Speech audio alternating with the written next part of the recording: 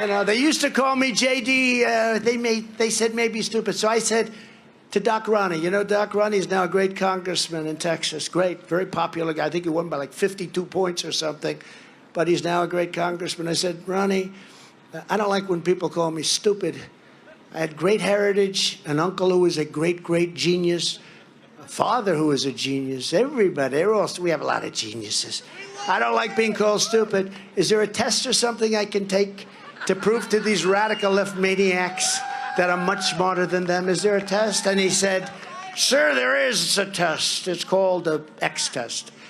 I said, what's it like? He said, well, it gets very tough. The first questions are easy, and the middle of the test gets tough, and the end of the test is quite tough. Sir, name 5 things. I named 5 things. A light,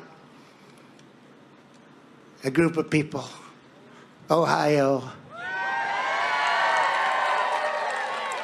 a fake teleprompter that I never end up using, and the fake news.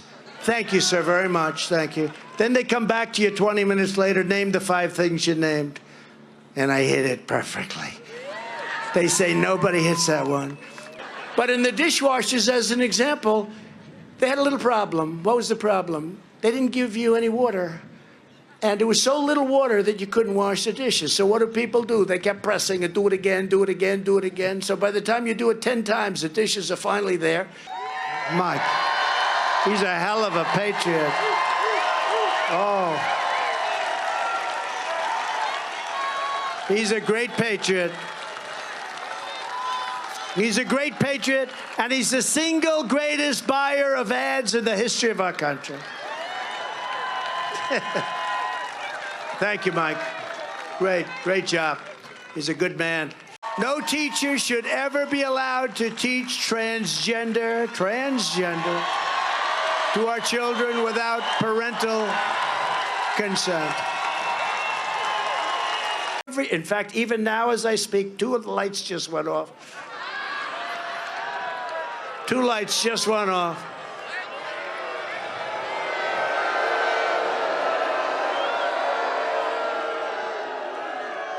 This is communism. This is communism. This is the beginning of communism. That's when it starts, when you have no press. We have no press. Dear God. So if you watch my show, you know that I pretty much never cover these rallies, but this was such a pathetic disaster, and Trump's the probable Republican 2024 nominee, so I figured why not give everyone a reminder of why they voted this guy out of office in the first place. Now it looks like Trump is still talking about the fact that he passed the Montreal Cognitive Assessment, which, so that we're clear, is a screening test designed to help healthcare workers detect cognitive impairment and Alzheimer's. One of the questions asks you to correctly identify an animal like a rhinoceros. And yet he's been boasting about this for God knows how long, like he got a 1600 on the SATs. Dude was in office for 4 years, and all he can brag about is the fact that he was able to point to a camel on a test that tells doctors if you have dementia. Like, bravo, Republicans. Bravo. He then pivots to the very, very important issue of water pressure. Water pressure. Like, this was the most powerful person in the world, still the most powerful person in the Republican Party, and the guy is still standing there confused about how to use a dishwasher and flush a toilet. Is this some major political issue that I'm missing the polling on? Is this some litmus test issue that I just didn't know about? Or is this just some belligerent old man screaming at his toilet? Take all the time you need with that one. Trump then whines that a couple of lights purportedly went off on a couple of cameras, which he, of course, called communism, because he views that as evidence that he can't get any press. Donald Trump. Now, first of all, I'm pretty sure a camera crew that traveled to a Trump rally to broadcast it is not turning their camera off. I think it's fair to say that they didn't pack up a truck full of gear and hire a camera crew just for the love of watching Donald Trump rail against water pressure in the shower. Second of all, and more importantly, when he says that those cameras supposedly turning off is communism, he really is telling on the entire Republican Party, because it betrays the extent to which they label everything? Communism. You want healthcare? Communism. Think we should have clean air and water? Communism. Like to watch the show Severance on Apple TV? Communism. Donald Trump saying that a light went off as communism is exactly how I would make fun of a Republican for their hysterics about communism. This is the point at which the GOP in earnest is more ridiculous than satire. And finally, what would a rally by the leader of a major political party be without the shout out to his closest advisor, a pillow salesman? Again, Donald Trump had the nuclear codes. He commanded our military. He is so aggressively desperate for loyal servants that he's anointed the guy who sells pillows as his top confidant. When he said that he would hire only the best people, Mike Lindell is what would happen if all of the other people on the planet vanished and he was the only one left. And even then, I'm still not sure he'd make the cut. So look, are things perfect right now? No. We're dealing with high inflation in the US just like every other country in the world is dealing with high inflation. We're dealing with high gas prices just like every other country is dealing with high gas prices. And those things hurt.